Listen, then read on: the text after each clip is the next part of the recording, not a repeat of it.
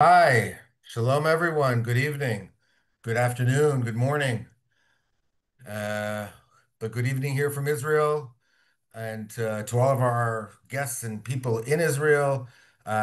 We all know, and we just want to let you guys know, it's we were here a week ago, same time, same webinar channel, and it was a very, very different kind of evening. We are now post-war and out of our shelters and not necessarily even being having to be near them. Ceasefire has been going on for a few days now, and we're just happy to be back with some incredible nature content, trying to provide you as we always do. And we're here with Yuval Dax. Many of you have seen him. Yes, hello, Helen, and please let us know where you're tuning in from. Um, Really hope we share a great and quiet and visually beautiful next hour together. I'm Jay Shofet, Chevra Laganat Teva. This is our webinar series. We do live webinars every Sunday night Israel time during let's call it the academic year. We'll be on a little bit of a hiatus for the summer. Um, Thinking about considering podcast. Hello, Bobby. A lot of people who are here all the time, Nancy, and from Michigan and from Manchester, and all the places you guys tune in from. It makes us feel great to see this and to feel your presence in our work in all the ways we can. And this is a great engagement for us, uh, and we hope very much for you. Yuval has a lot of photographs to show us tonight. Uh, Yuval Dax is he's an award-winning photographer and videographer. He's a longtime SPNI staff member. Um, Yuval is at his home in Modi'in tonight, and we'll get going in just about a minute or two. People are still coming in. Uh, Thank you all for letting us know where you're from and from saying hi. If you have questions during the webinars, I'm probably not going to interrupt Yuval very much for it, but if you put them questions in the Q&A, it's best. We'll try to follow the chat as well, but feel free to let us know. Hello, Howard in Toronto. We always have a good Toronto group, and Olympia, Washington. Great to see everybody here. And Yuval will give it one more minute and get going. Sure. White Plains, my neck of the woods. I'm from Dutchess County, New York, here in Israel. Oh, some 37 years in Tel Aviv, parking lot behind me. Here now in South Tel Aviv near the Carmel Market. Yuval is home at his Modi'in, at his home in Modi'in. And a week ago, we were all concerned about whether we'd be interrupting this for a siren and where people were and whether they were filming it from their mamad, their safe rooms or not. But hopefully that is all behind us.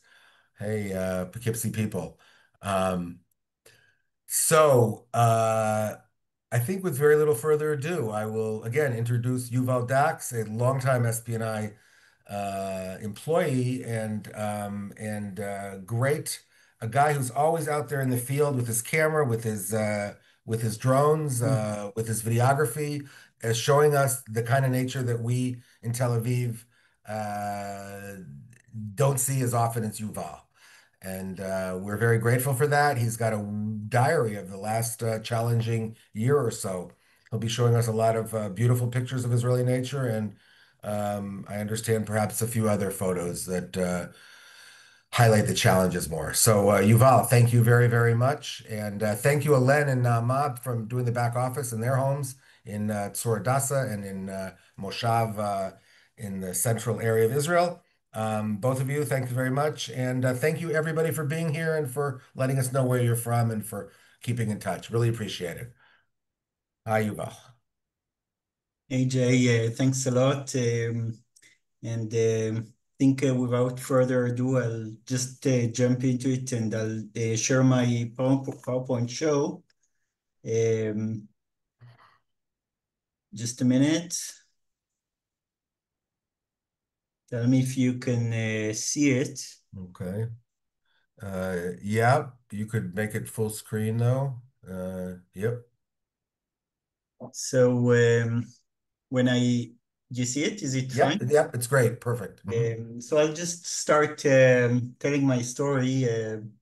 When I was asked to kind of show pictures from the last year, I started thinking about what kind of year was it, and then I realized how different this year was comparing to other years in Israel.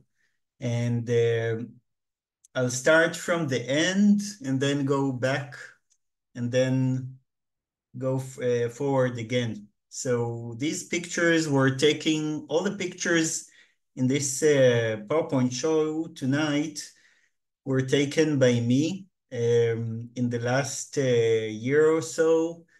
And during my work as a SPNI member, I work in the Society for Protection of Nature in the birding center, in the Israeli birding center. And what you see here in this picture is a kind of part of a missile, intercepting missile that fell in the middle of Dan Metropolitan in a special park called the Ariel Sharon Park, where we as the SPNI are conducting a survey, a bird survey, following the development of this site. This park is a park that was once a kind of a rubbish dump, and now it's becoming a beautiful wetland.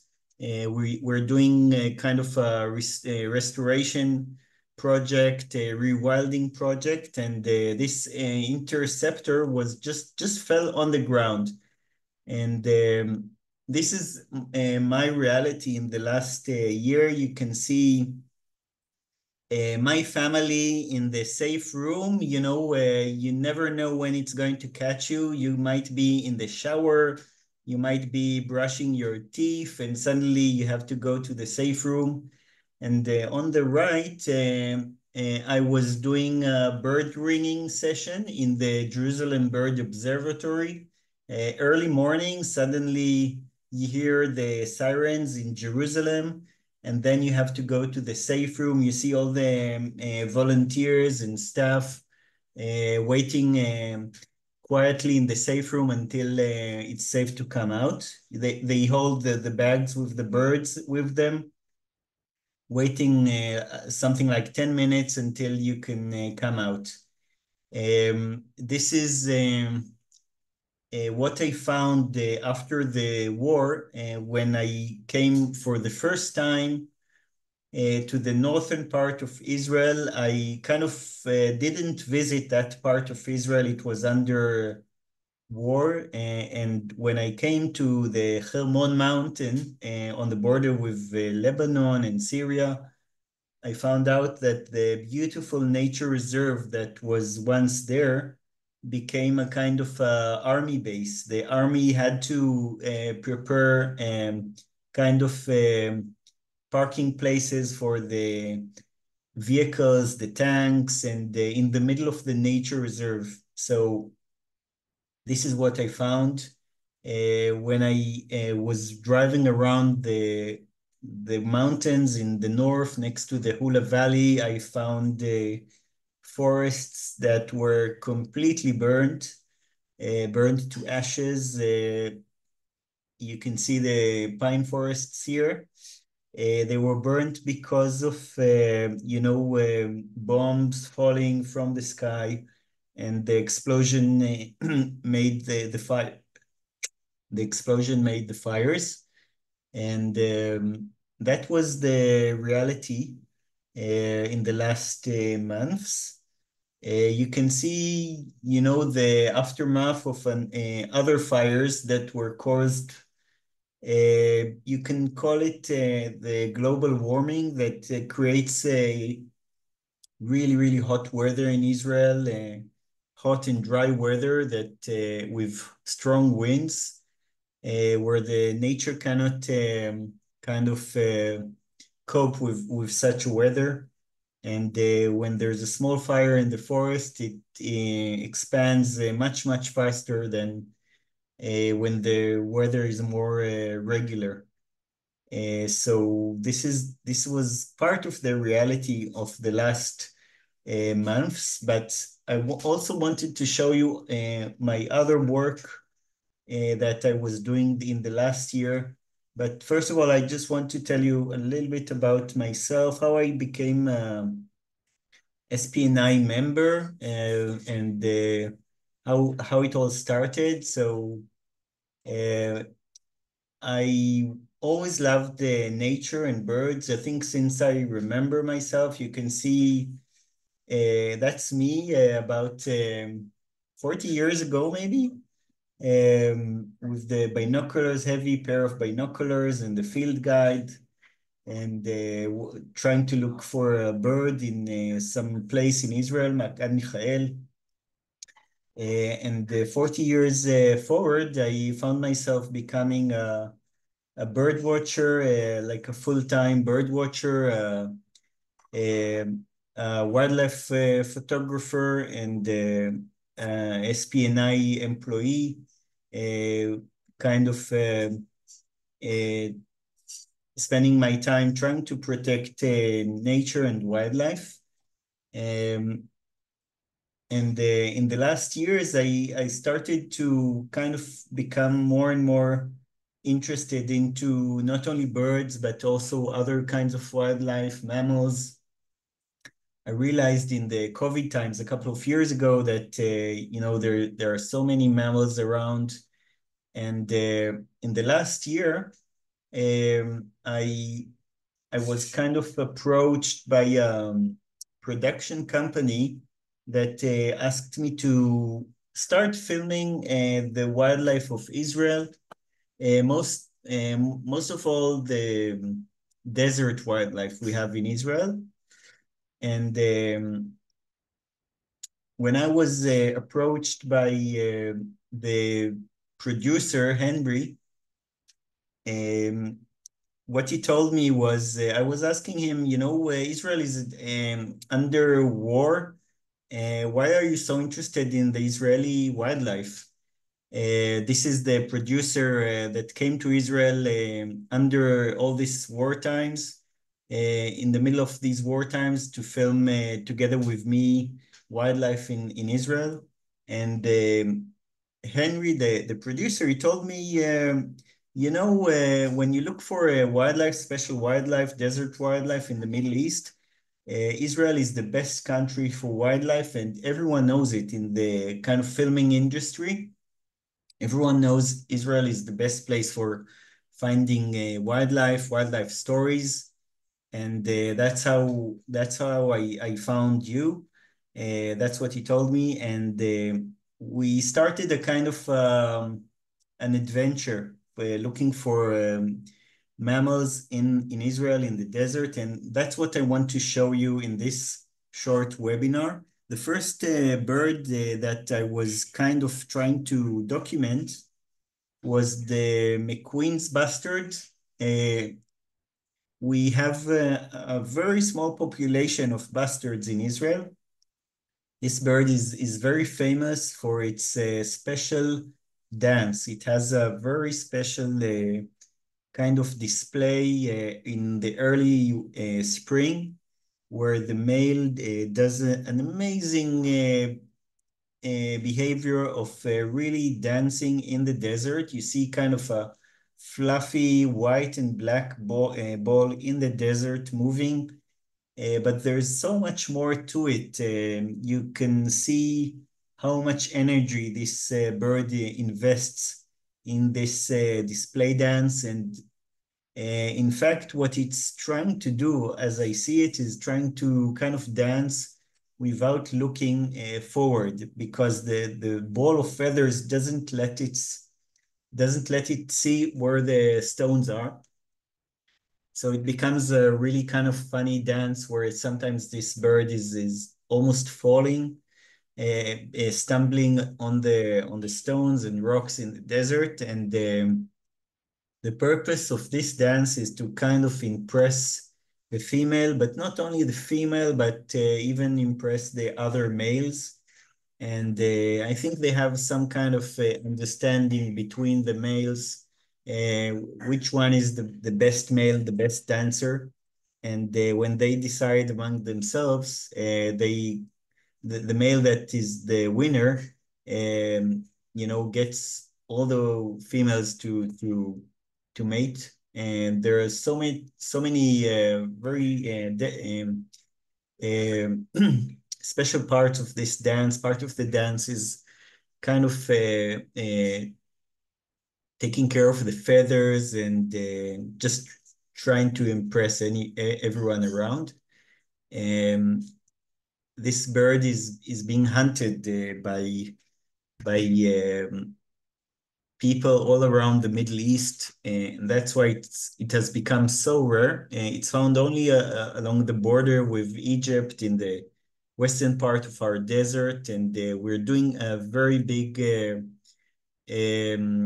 conservation effort to enable this bird to um, stay there. Um, let's have a look. I'm not sure if you can see. Do you see it, the dance? Do you see something moving on the video? Yes, we see it. That's how the dance looks, and in the bird it can even make a very strange noise, like it's very deep sound from the belly, but you can hear it only if you're really close to it. When I was searching for wildlife to film, I realized all my life that's what I'm doing, like just searching for things, finding things. I sometimes bump into really special sites, like a flock of um, storks that landed to rest in the middle of the desert, migratory storks, or a flock of partridges, or the sand grouse that have a really unique story, like and also a very special display that not many people know about this display in Israel. These sand grouse, they in fact uh, fill their belly, the belly feathers, with water and carry the water to the chicks. And this is the way they keep their chicks alive in the hot summer days. And many of the pictures and videos I've done this year were done through surveys. We're doing a big effort to save birds, especially birds of prey. This is Noam Weiss, my colleague, with a Nature and Parks Authority warden, trying to look for a raptor's nest. And when I was participating in these surveys, I had the chance to film a lot of special behaviors of birds of prey, and also raptors, like the vultures, the griffin vultures, and the Egyptian vultures. And one of the birds I love most is the golden eagle and the Bonelli's eagle, which we have not more than 10, 20 pairs nesting in this country. Part of my work is sitting really quietly in a hide, being seeing and not being seen, trying to stay as quiet as possible, and hoping for something to appear, like this Egyptian vulture or the golden eagle in this early morning light. This is a little bit of our landscapes and wildlife we have in Israel. The vultures nesting on the cliffs. So I part of the work is really joining the wardens in the desert and helping them first of all, find the birds and try to monitor their um, their situation, like this um, falcon, just spending a lot of time in the desert wadis. This Barbary falcon is one of our birds of prey that is its population is kind of going down because it's being hunted around the Middle East, hunted for falconry. Um, so some of the birds are in fact their population is starting to grow in Israel, like these Egyptian vultures that nowadays you can sometimes see 30 Egyptian vultures in one place, which is really, really heartwarming. Um, and when the vultures start coming to a feeding station, we have feeding stations in the desert, especially built for feeding the birds of prey. Then you see an amazing sight of all the vultures coming together, like this cinereus vulture, the Egyptian vulture, and the griffin vulture, all together in the desert. And this is one of the most amazing sights I was lucky to see. We're doing a really, really big efforts to save these vultures that suffer from electrification and poisoning. Part of the work we did this year was monitoring the vultures, tagging them and putting transmitters on them, releasing them back to nature, like this griffin vulture.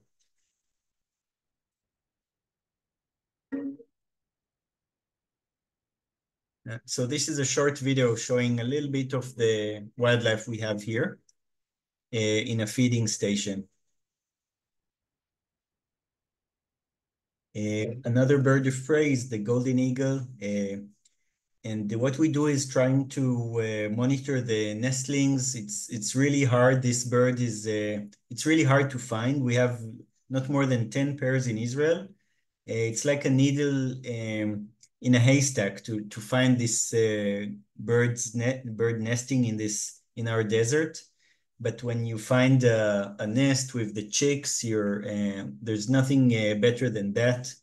And what we do is, we tag the birds and put a transmitter on their back and this enables us to protect them. Not every nest is succeeding, like this nest where you see the adults, the parents just left the eggs and didn't manage to build a nest on this year. But when you look at golden eagle female nesting, that's really a really good feeling. This is a golden eagle that is kind of chased by a pair of ravens. And you can see all kinds of threats we have in Israel for the birds of prey. People are trying to even steal the eggs from the nest. Sometimes they watch the nest and try to steal the eggs or the chicks from the nest. They just like enjoy trying to raise them at home, but of course it doesn't work. Some eagles stand on electric wires, and that's very dangerous for them. I'll just go a little bit further. We have a lot of other wildlife also at nighttime, like the desert owl, which was a really, really special project. And one of the projects I was involved in this year was trying to document the fox. We have the Arabian fox, which is an amazing animal. Very, very cute, and it's similar to the red fox in Europe, but it looks smaller and has a more sandy color. And of course, the backdrop of the desert is really special. This is a kind of typical habitat for this special animal. And when I was trying to document them, I realized how interesting their life is. Like this male that was collecting, like did shopping in the supermarket, collected so many animals and put all of them in his mouth. I wonder how he managed to catch so many animals in one morning, like chicks of partridge and hyrax, so many food coming for the um, cubs. And you can see the mother when she kind of feeds the young. I don't envy this mother with all these tiny cubs. They can feed up to 6, 7 cubs, which is unbelievable. This is a cub, small cub, staring out of the den. And these cubs, when I was kind of documenting, were really, really cute. And they had a kind of a morning routine. Every morning they were waking up, starting to play. First thing, they just started to play and were kind of playing with fighting each other. They loved fighting each other and trying to protect one spot. Each cub wants to protect one spot and chase the other cubs away from it. And everything is legitimate when you're fighting. You can bite your brother's legs and ears and neck, and but they do it as a game. And the more the merrier. Sometimes you can see 4, 5, 6 cubs playing together, trying to bite each other, which was really, really fun to look at. Uh, and some other species I was documenting this year were the jackal, which is a bit larger. We have a huge population of jackals in Israel, a really special animal, very social animal. Um, they also can live inside the cities in Israel. We have the best population of urban jackals in the world. And when I'm showing you pictures, I'd love to hear questions from the audience. Any questions you have, I'd love to answer in the end. If you have any general questions, I'm open to answer. As you see, this mammal is a bit bigger than the jackal. The animal in the right is bigger than the jackal on the left. And this is, of course, the Arabian wolf, which Israel has maybe one of the best populations of Arabian wolves in the world. Anyone who wants to film Arabian wolves will come to Israel to film them, although they call it the Arabian wolf and the Arabian fox, but in fact, Israel is the best place for these Arabian animals, which is a kind of paradox. And and together with the production company, I was filming the wolves, and this animal is a really, really unique creature. It's much smaller than the other wolves in Europe. Every animal in the desert is smaller, but it has a lot of character, like this wolf staring at the camera. And they are the best runners, and in nature they can chase gazelles. They're built to run for long distances, to try and make their prey tired like a gazelle. And when the gazelle gets tired, the wolf can take it. Here you see the mother with the cub, which was really cute. And the most interesting thing is the kind of interactions of animals when they kind of meet in the desert, which is really, really rare, like this wolf family and the vultures. And when and sometimes the strange thing about wolves is that sometimes in Israel they look black or reddish brown, which is really, really strange. And this is a special phenomena of wolves interbreeding with dogs in Israel. So we have so many stray dogs that some wolves just have no one to mate with, so they mate with a stray dog, and that's the result. A wolf and a combination of a wolf and a dog in the same animal, which is really special. But of course, it's called the gene. It's bad for nature, of course, because the the original wolf is kind of starting to disappear. Um, and the hair, this is the wolf on the right side, but the wolf is staring at some really, really strange animal, which has a huge, how do you say, mane on the back.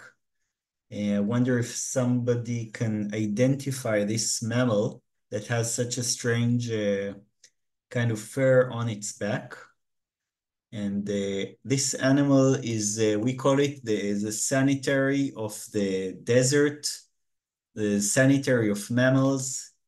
And it has really, really strange ears. People say it's a combination of a donkey and a cat or a wolf. And in fact, this animal is called the striped hyena. Uh, Again, Israel is one of the best places, if not the best place, for striped hyenas. And I found myself documenting and filming this animal in this last year. It has a lot of character, the striped hyena. I look at this, how do you say, male that has so many scars on its head, scars from maybe fighting with other hyenas, fighting with wolves, or whomever wants to fight with. Um, Many people don't know anything about hyenas. They kind of mix the hyena, the striped hyena, with other animals. So just to make things kind of put things in order, we have four hyenas in the world, but our hyena is called the striped hyena, and it's totally different than the hyena you maybe have seen in Africa. It's not the hyena from the Lion King, which is called the spotted hyena, but it's the striped hyena, which is a bit smaller but still huge. The hyena has so many like myths and mythology around it, and legends, and it has a kind of a bad reputation as an animal that comes at night to graveyards. But in fact, it's an amazing animal. You can see the hyena here with a jackal. Look at the sizes, the difference in sizes, and it has an amazing behavior, like the ability to look bigger when it kind of how do you see the makes it fur uh, up, and the fur is showing the kind of the what it feels. I mean, if the hyena is looking bigger with the fur, it means it's excited or afraid. These hyenas were eating my camera traps. You can see a camera trap up on the upper left. This is how I kind of track the animals, what they do at night when I'm not there. And they have an amazing ability to carry food. They can carry food which is kind of equal to their weight, which is unbelievable because they have such strong legs for kind of forward legs. And sometimes it can kind of balance the weight on only two legs. I mean, it can walk on two legs, balancing the weight from behind and forward. It's a really unique animal that has an amazing ability to hear. It has huge ears, much bigger than any fox or wolf, and of course, huge jaws. You can see the jaws. They love to eat knuckles. They can find a knuckle of a cow, which is huge. It's the size of a tennis ball, and just kind of munch it and eat it just for the fun. Um, so it's in fact a really cute animal. People are afraid of them, but I think they're fairy and cute. There's nothing more cute than a hyena, like the hyena here. And I wonder if anyone knows what's behind the rock. You can see the ears of the caracal. That's another animal that I was filming. Again, we have the Arabian caracal, and Israel is the best place for the caracal. You can see the caracal arriving at night towards the camera. It's our biggest cat, and you can see a caracal that is trying to take a wild ibex that was caught in on a fence, which is amazing how a smaller animal is trying to take a bigger animal. Um, so this animal is really, really special, but really very elusive and very hard to film. And I all the caracals I was filming were kind of photographed with remote cameras. I put remote cameras because seeing this animal with my eyes is so hard that I just gave up. It's just impossible to see this animal. You have to take pictures of it with remote cameras, and these, in fact, are the only, almost on the only documentation of this animal in Israel.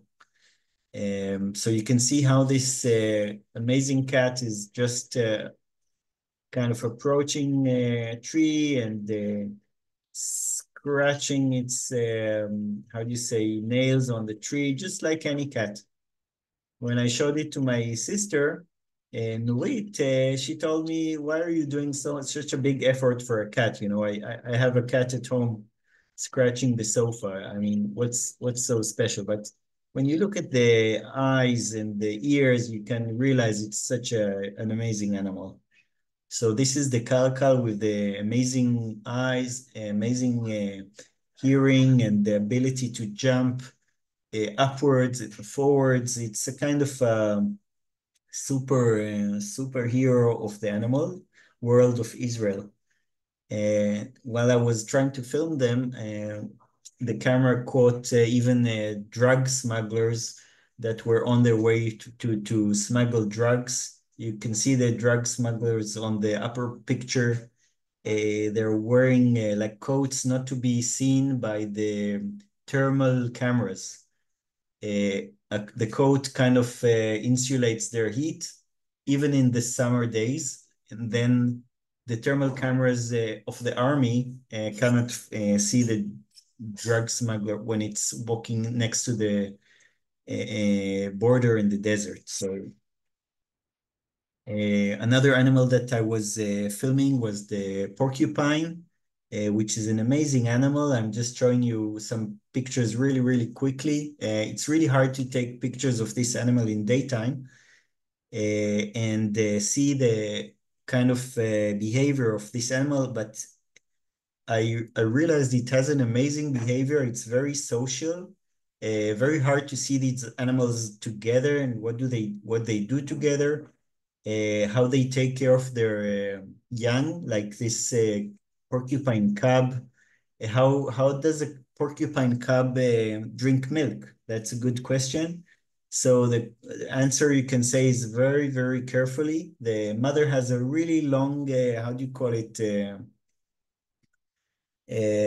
Forgot the word, but it just everything is different in Teat, the animal. the Yeah, teat, exactly. yes. Teat, T-E-A-T.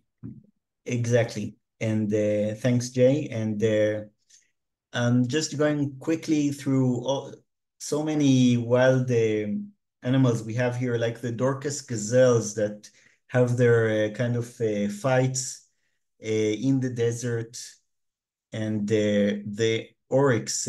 Another project was I was asked this year by the director Terrence Malick to film wildlife in Israel for a new film that hasn't been published yet. It's going to be a film about the life of Jesus, and he asked me to film the oryx and the ibex. We have an amazing project here of oryx being released back to nature, and Israel is becoming the best place to see oryx, the Arabian oryx in the Middle East. Again, an Arabian animal, and Israel is the best place to see it. The ibex, I was filming the ibex in Mitzpe Ramon. The ibex, Israel is kind of a big, you can call it a Noah's Ark, where we kind of preserve all the animals for the Middle East. And when the countries around us will be ready to accept these animals, will help other countries around us to try to reintroduce them back to nature. But of course, we have our own issues with wildlife like these ibex that learned that it's sometimes easier to find food in a rubbish bin in the city than in nature. This is how it should look in a nature reserve. And if I want to jump kind of forward and try and do a quick kind of conclusion. I started this year with the bombing and the burnt forests and the ammunition I found, lying on the ground, bombs lying on the ground from all the attacks, all this war. But I realized that we've done so many amazing projects this year with the Society for Protection of Nature, even though we were under kind of a really intensive war in the last year or so, we still kept promoting our nature conservation projects.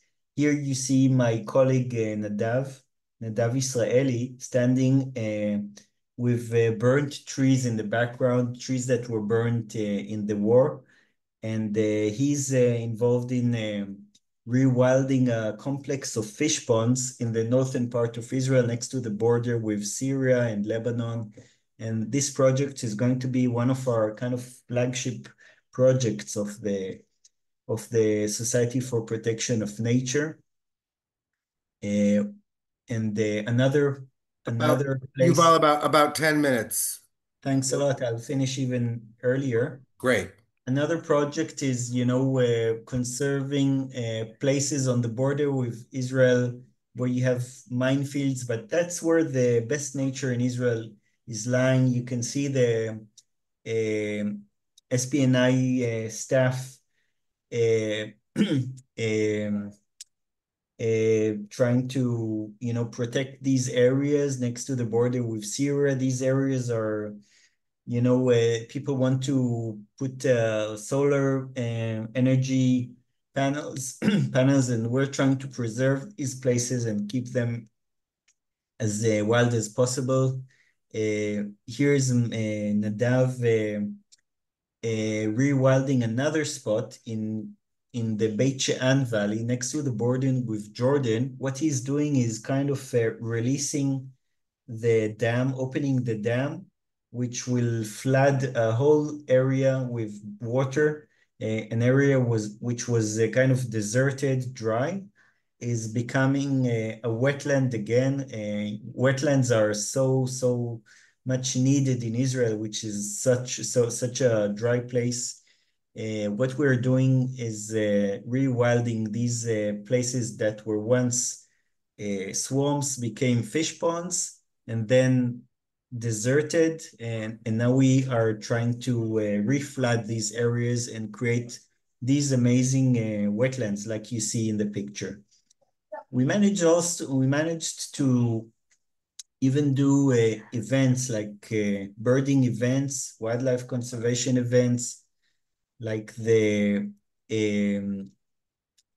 amazing bird race, the Champions of the Flyway, where we collected even more attendance, more participants, more Israeli participants than in any other year. We managed to do a huge event in Israel, even when there was danger of war. And we even had a lot of participants from outer countries, a lot of women, a lot of Arab participants, and Bedouin participants, and it was a really amazing event. We managed to do a lot of birding activities, showing the public uh, our amazing wildlife, taking people outdoors. You can see the birding club. We have our Israeli birding club. People just going outdoors and enjoying nature. Um, and I just wanted to say, first of all, thank you to all my kind of colleagues. All this project of wildlife filming, you cannot do it alone. You need people that will help you and guide you and work together with you. And that's the secret, in fact, not just doing a good work, but being able to do cooperation with many, many other professional people, all the wardens, the national park wardens, and the other wildlife photographers I was working with. And I just wanted to say thank you for listening and hope nobody fell asleep. And if there's any question from the audience, I'd be glad to answer. I'll do a stop share now. Okay. Check. Thank you, Yuval. Yes, there are some questions. Fascinating. I have a couple of questions of my own, but we'll get to that if we have time. How do you photograph the bustards? Was there a hide? What lens size did you use? Getting kind of technical, but you think there's a lot of people interested. What I use is a really, really long lens. You call it long lens. It's a telephoto lens where you can just film the animals and wildlife from a really, really long distance. The wildlife photography equipment nowadays is getting better and better, and this enables you to film the animals um, in their element without interrupting their behavior. Of course, I use a lot of hides and a lot of special equipment, and all this enables me. And especially need a lot of patience and luck, a lot of luck. Interesting. A couple of questions and a lot of interest on the urban jackals. What cities are they in? Do they cause any kinds of issues? And one of our viewers, Miriam, writes about in Germany, people are still quite frightened and horrified about jackals and wolves. Um, she'd be interested in how the Israelis react to urban jackals. And I'll just add, I remember reading years ago, probably 20 years ago, about the wolves that live in the subways in Chicago. And I'm just wondering, do jackals live underground in our cities in any of the tunnels and stuff like that? So first of all, the jackals, they deserve a special webinar because it's an amazing story. I didn't think jackals are so special because, this is a kind of an invasive species in Israel. But when I was approached by the BBC producer that was interested in wildlife, he told me, I did a research and I found out that from all over the world, Israel is the best place to film the jackals. Yeah, we have a community of jackals living in the center of Tel Aviv city. We have a park, urban park, where you can see jackals just walking next to you.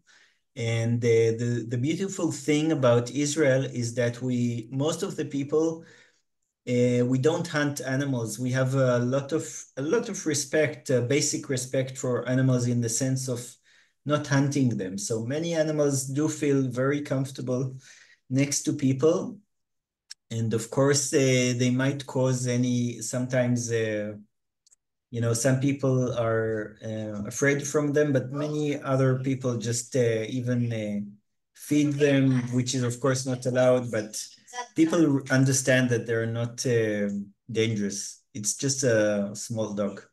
Cool. And so, I mean, I know, for a fact they're in Tel Aviv. I think I've read about Petah Tikva. Where else are the jackals in cities in Israel? Well, in fact, they're starting to be found in any place, in any city in Israel. They're found in any city in the agriculture places. Originally, this animal is connected to water. It likes water, but because we have so many irrigation projects all over the country, you can find this animal even in the desert nowadays. And any big city has jackals, but in Tel Aviv, you'll even see them in daylight. Yep. Very interesting. It's in general, urban nature is something that Israelis, partly because we in SPNI are pushing it forward as a major field of our work, that I think Israelis and especially the city mayors and city leaders are becoming more and more aware of how important that is for to help create a healthy city. Um, um, can you find the Arabian jackal around Haifa and in the Carmel? Jackals, yeah, Yeah. Haifa is Oh, Arabian wolf. I'm sorry, Arabian wolf. it's easier to find them in the desert, some desert places next to settlements in the Arava. We have the Arava Valley in the southern part of Israel and the Judean desert. That's the place for wolves. I have to say I've long known, at least long known since I've been in SPNI, that we are such a global hotspot for photographing birds. The species that you can see in a small area and over a short amount of time are incredible. But you've enlightened us that for the canine and feline wild mammals, at least I think you talked about the wolves, the jackals, uh, the Caracal, and the Ibex, all global centers for, for if you really want to film these animals in the wild, this is where you come. I never knew that. That's amazing. I was surprised by myself, and in fact, I learned it, and I was told all these things by people coming from abroad. I mean, I had to hear it from producers from outer countries how much our wildlife is special because the thing is that sometimes we take things for granted when you live in Israel and you see the gazelle walking next to the road or the ibex walking next to you, you take it for granted. You think maybe it's the same all over the world, but there's no other place where you can see foxes in daylight, like in Israel, and wolves and all these animals next to the road. Israel is like one big nature reserve. Uh, you can see animals from the road, like in Kruger Park, for example. We're the Kruger Park of the Middle East. It's because we're kind of small, I guess, because if you're driving on roads in Saudi Arabia or, other parts of the Arabian Peninsula, you could be, there's hundreds of kilometers of desert without roads. So presumably that's where those animals are. Is that kind of what you're saying, no? No, it's not connected to the It's size, not but connected. And I would also wonder if it's partly because it's just harder to film in those places logistically than it is to film in Israel in terms of permits, in terms of, I don't know, logistics. So they prefer to film in Israel for that reason as well. What do you that's think? true. That's also true. But people always complain how Israel is expensive. That's So, true. so I mean, it's just so easy, so much more easy. And I keep hearing it from the producers I work with. They tell me, Israel is so easy. We not only comparing to the Middle East, but if even comparing to Central Asia. Some animals are found in Central Asia too, like the hyena, but they won't even try to look for it because these animals were hunted for so many generations that they will run away from kilometers. And in Israel, you can see these animals, from the road, which Wow. which Right. shows that they're kind of tame. They became tame. Many animals became tame and Um, uh, where right. they Um, the question about if any of these animals you've mentioned attack domestic animals. Has that become a problem in Israel yet? I know feral dogs have become a problem, but any of these wild animals? so. It's true, but just the opposite. I mean, most of the time, the domestic animals are the ones who attack the wild animals. For example, the feral dogs are a big problem Right. in Israel. We have maybe 30,000 feral dogs, which is Wow. much too much, maybe more.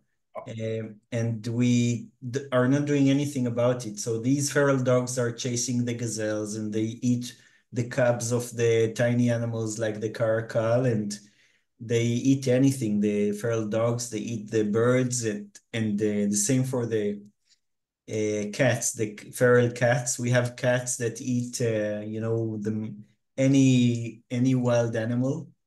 Birds, they eat the birds. So nature is kind of under a lot of threats in Israel. Hmm. Um, Somebody asked, what's your favorite animal and why? If you can, if you can Well, choose.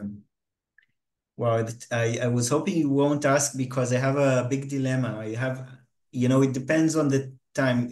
I had a period when it was the caracal, when I was dreaming about the caracal. If I couldn't fall asleep, I would start dreaming how the caracal is coming towards me. And now my dreams are about the hyenas. I'm dreaming about hyena walking in the desert and me catching, the perfect frame. So Wow. Yeah, I noticed that you called it the cutest animal, not a and that's kind of a hot take on the hyena, I think. Although Ruthie the hyena, as we know, and you live in Modi'in, Ruthie the hyena was a popular, beloved mascot of your city, which we tried to protect, and which ultimately, it's just a tragedy of the animals living so close to men, to humans. We tend to kill them rather than they harm us. yeah, but again, these hyenas, if I every time I see this animal, my breath stops because it's so big, and when it looks at you, it stares at you. It's a kind of you feel how do you say you under a spell. It puts a spell on you, Wow. really. Amazing. By the way, speaking of numbers, about how many caracal are there in Israel? You say it's so elusive and there's very little documentation, but are we down to like, under 100? Or how's it Uh, doing? Well, people say it's a little bit more than 100, not more than 200, Wow. but they're spread all over the country, and maybe it's a bigger population than in the countries around us. So Wow. this animal in general is its population is going down. It gets road killed. It gets eaten. The cubs are eaten by jackals. It's mostly in the desert or it's around other habitats as well. Is it in the Galil at all? In the past, this animal was living in any place. It can live even in Turkey, in a forest in Turkey. But the deserts are the kind of last, how do you say, place where nobody, people just let them live. So they're found mostly in the desert, but in the past they were found in any place. Wow. I noticed in your one of your quick photographs, you went very quickly through a caracal showing it leaping in the air, catching a bird.